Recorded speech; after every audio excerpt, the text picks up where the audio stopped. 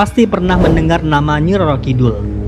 Nyi Roro Kidul adalah legenda yang sangat populer pada masyarakat di Pulau Jawa.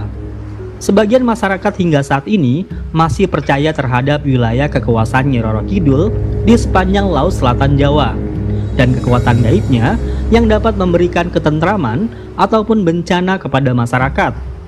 Dari kepercayaan ini, masyarakat melaksanakan upacara penghormatan dan tidak melanggar pantangannya. Jadi siapakah sebenarnya Nyi Roro Kidul? Bagaimana akar sejarah yang melandasi kisahnya? Dan apakah kajian ilmiah dapat menyingkap misteri penguasa pesisir selatan Laut Jawa itu? Kami ajak Anda mengungkap legenda berkabut mistisme ini dengan penalaran yang jernih tentunya. Ayo kita mulai.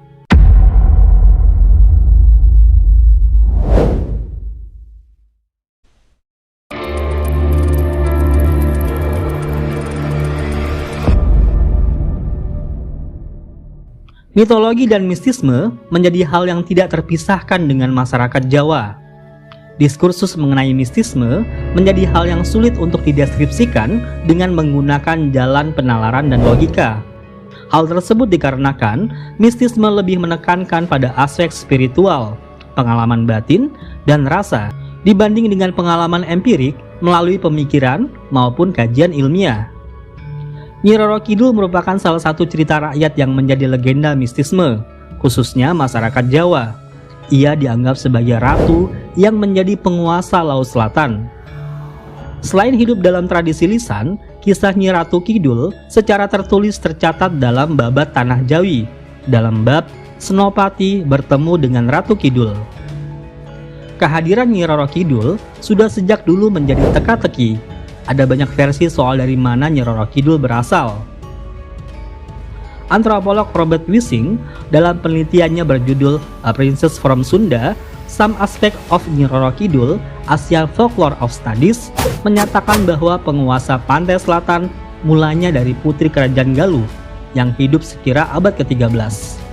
Versi lain menceritakan ia berasal dari kerajaan Kediri di Jawa Timur saat diperintah oleh Raja Jayabaya, atau bahkan berasal dari kerajaan yang lebih tua, yaitu Kahuripan, ketika Raja Erlangga berkuasa. Namun demikian, dari semua kisah itu, kerajaan Sunda merupakan asal-usul Nyi Roro Kidul yang paling sering disebutkan. Bagaimana kisah terjadinya transformasi dari seorang putri biasa menjadi penguasa Laut Selatan juga muncul banyak versi. Kisah paling umum menuturkan dia adalah seorang putri cantik, tetapi karena sihir ibu tirinya, ia terjangkit penyakit kulit. Sakit kulit itu membawa bau yang menjijikan sehingga memaksanya meninggalkan istana. Selama berhari-hari, ia berjalan tanpa arah hingga akhirnya tiba di pesisir pantai selatan Pulau Jawa yang memiliki banyak batu karang dan ombak besar. Ketika menyentuh air, seluruh tubuh putri yang dihinggapi penyakit kulit berangsur-angsur hilang dan menjadi mulus kembali. Tidak hanya sembuh, seketika ia juga mendapatkan kesaktian. Kesembuhan putri tidak membuatnya kembali ke istana. Dia lebih memilih untuk menetap di pantai selatan. Merujuk pada pendapat Purbacaraka, seorang ahli sejarah dan budayawan, Robert Wissing mencatat versi lain. Konon diceritakan, permaisuri Raja Galuh melahirkan anak perempuan. Keanehan muncul karena sejak bayi, anak perempuan itu sudah dapat bicara dan berkata, "Aku Ratu Ayu, akulah penguasa semua lelembut di tanah Jawa. Istanaku berada di Laut Kidul."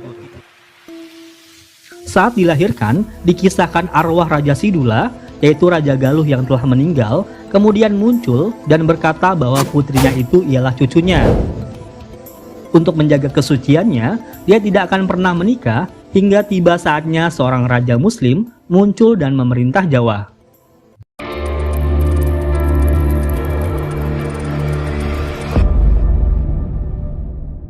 Untuk memahami eksistensi Ratu Kidul, kita dapat merujuk pernyataan seorang sejarawan dan guru besar Universitas Gadjah Mada, Profesor Dr. Bambang Purwanto, yang menjelaskan bahwa karya sastra dalam hal ini Babat Tanah Jawi telah menjadi bagian yang integral dengan sejarah sebagai sebuah tradisi. Sebuah tradisi lisan dan karya sastra kuno mempunyai 4 fungsi utama menurutnya, yaitu pertama sebagai alat dokumentasi, Kedua, sebagai media untuk mentransfer memori masa lalu antar generasi. Ketiga, sebagai alat untuk membangun legitimasi. Dan keempat, sebagai bentuk ekspresi budaya dan intelektual. Sebagai sebuah karya tradisi, dengan demikian babat dan folklore memuat realitas yang terbungkus dalam fantasi atau metafora. Dalam hal ini, folklore Nyi Roro Kidul berhubungan dengan realitas sejarah kerajaan Mataram Islam yang diciptakan untuk tujuan tertentu. Untuk melihat bagaimana kisah Nyi Roro Kidul beririsan dengan legitimasi politik, perhatikan kisahnya yang ditulis dalam babat Tanah Jawi. Dikisahkan sebelum era kerajaan Mataram Islam, disebutkan bahwa Panembahan Senopati, kakek dari Sultan Agung, melakukan semedi di pantai selatan. Hal itu dilakukan guna memohon petunjuk untuk memenangkan peperangan melawan Sultan Pajang. Konon, semedi yang dilakukan Panembahan Senopati sangat tekun hingga membuat istana Ratu Pantai Selatan porak-poranda. Ratu Kidul keluar karena tertegun melihat seorang yang gagah tengah bersemedi. Sang ratu kemudian bersimpu di kaki Panembahan Senopati dan memintanya menghentikan semedinya sehingga laut menjadi tenang kembali. Senopati akhirnya menghentikan laku tapa beratannya. Nyi Roro Kidul mengajak Senopati untuk masuk ke dalam istana bawah lautnya. Setelah itu terjadi pernikahan spiritual antara dua makhluk berbeda dimensi itu. Setelah menjadi istri gaib dari Panembahan Senopati, Nyi Roro Kidul berjanji akan membantu Panembahan Senopati melawan Sultan Pajang. Roro Kidul juga bersedia memenuhi permintaan Senopati yang ingin menjadi raja sampai ke anak cucunya. Sejak saat itu, raja keturunan Mataram termasuk Kesultanan Yogyakarta dan Kesultanan Surakarta diyakini memiliki hubungan gaib dengan Nyi Roro Kidul. Lalu, di mana letak legitimasi politiknya? Coba kita perhatikan, jika menilik pada keturunan, Panembahan Senopati bukanlah seorang yang mempunyai darah biru dari terah penguasa sebelumnya. Kisah Nyi Roro Kidul dalam babat Tanah Jawi seolah ingin menepis keraguan atas legitimasi leluhurnya dengan cara menyandarkan kekuasaan Panembahan Senopati sebagai pendiri Mataram pada kekuatan gaib. Hal ini selaras dengan konsep kosmologi kekuasaan raja-raja Jawa. Walaupun kerajaan Mataram ini berlandaskan agama Islam, akan tetapi dalam menjalani kehidupannya, konsep kosmologi Hindu-Buddha masih sangat berperan dalam kehidupan masyarakatnya. Pada masa itu, raja atau sultan dipercaya memiliki kekuatan supranatural sebagai penghubung antara alam dunia dengan alam gaib. Konsep ini dipercaya agar keselarasan dan keseimbangan antara alam manusia atau mikrokosmos dengan alam semesta atau makrokosmos dapat terjaga dengan baik. Cerita bahwa siapapun yang menjadi raja di Mataram atau Yogyakarta berarti juga menikahi Nyi Roro Kidul membuat raja tersebut mendapat legitimasi kuat. Rakyat pesisir yang tidak mau tunduk terhadap kekuasaan raja terpaksa tunduk dengan mitos bahwa Nyi Roro Kidul adalah istri gaib raja. Bagi masyarakat pesisir, laut adalah tempat menggantungkan hidup. Dari laut mereka mendapatkan makan dan menghidupi keluarga. Laut pun kemudian diperlakukan tidak sembarangan dan mereka percaya bahwa ada kekuatan besar yang berada di dasar laut. Kekuatan gaib tersebut kemudian diwujudkan dalam sosok Nyi Roro Kidul, sang penguasa pantai selatan. Alhasil mereka pun meyakini akan kekuatan dan keberadaan Ratu Pantai Selatan. Inilah yang kemudian dijadikan dasar untuk melegitimasi kekuasaan Raja-Raja Mataram. Sastrawan Pramudia Anantatur menambahkan penafsiran lain tentang bagaimana cerita Nyi Roro Kidul menjadi alat legitimasi. Ia mengatakan bahwa cerita Ratu Laut Kidul hanya mitos belaka. Dalam pidato tertulisnya yang berjudul Sastra, Sensor dan Negara, Pram menjelaskan para pujangga Istana Mataram menciptakan mitos Nyi Roro Kidul sebagai kompensasi kekalahan Sultan Agung saat menyerang Batavia, sekaligus gagal menguasai jalur perdagangan di pantai utara. Untuk menutupi kehilangan penguasaan pantai utara, pujangga Jawa menciptakan mitos Nyi Roro Kidul dengan tujuan menunjukkan bahwa Mataram masih menguasai laut di sisi selatan. Pram juga mengatakan bahwa mitos tabu menggunakan pakaian berwarna hijau di wilayah pantai selatan karena pujangga Istana Mataram ingin memutuskan asosiasi orang pada warna pakaian tentara VOC atau company yang juga berwarna hijau.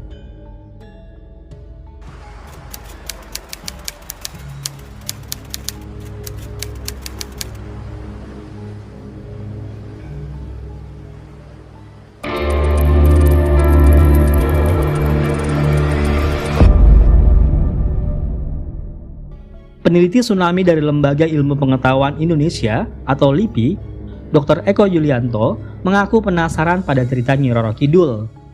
Menurut Eko, kawasan tempat mukim masyarakat yang mewarisi legenda Nyi Roro Kidul itu, yang dikenal sebagai kawasan pantai selatan, berhadapan dengan Samudra Hindia, yaitu daerah zona subduksi lempeng bumi.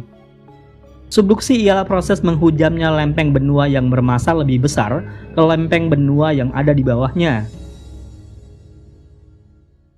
Proses subduksi yang berlangsung terus-menerus itu yang menciptakan negeri kepulauan Indonesia beserta kesuburannya. Tapi proses itu pula yang memberikan berbagai bencana, letusan gunung berapi, gempa bumi, dan tsunami. Pada mulanya Dr. Eko meneliti 2 sampel lapisan tanah di Pangandaran, Jawa Barat pada tahun 2006. Dari hasil uji ilmiah, ditemukan lapisan itu menunjukkan adanya tsunami pada 400 tahun yang lalu. Asumsi peneliti LIPI ini melayang ke 4 abad silam. Saat itu adalah momentum berdirinya Kerajaan Mataram Islam. Meskipun jarak antara Pangandaran dan Yogyakarta sangat jauh, zona subduksi di selatan Jawa tidak pendek, melainkan merentang dari Selat Sunda hingga ke Kepulauan Nusa Tenggara, panjangnya lebih dari 1890 km. Kisah tentang Nyi Roro Kidul menarik perhatian Eko sebagai peneliti paleotsunami. Apakah cerita itu hanya benar-benar sebuah cerita rekaan atau mitos saja? Atau cerita itu sebenarnya sebuah metafor tentang adanya tsunami di masa lalu? Tahun pendirian Kerajaan Mataram Islam sendiri terjadi pada tahun 1586 dan hasil karbon dating atau penanggalan jejak tsunami purba yang ia dapatkan adalah kurang lebih 400 tahun yang lalu. Maka, menurut ia, seolah-olah ini menjadi waktu yang sangat sinkron.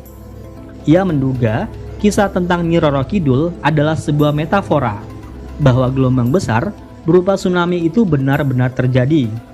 Tapi kemudian karena kebutuhan politik dari Panembahan Senopati yang ingin menjadi raja baru, sementara dia bukan berdarah biru, maka dia perlu legitimasi politik. Cerita bahwa Ratu Pantai Selatan sampai meminta Panembahan Senopati untuk menghentikan semedinya agar gelombang besar reda, menyimpan isyarat seolah-olah dia direstui oleh kekuatan kosmik untuk menjadi raja.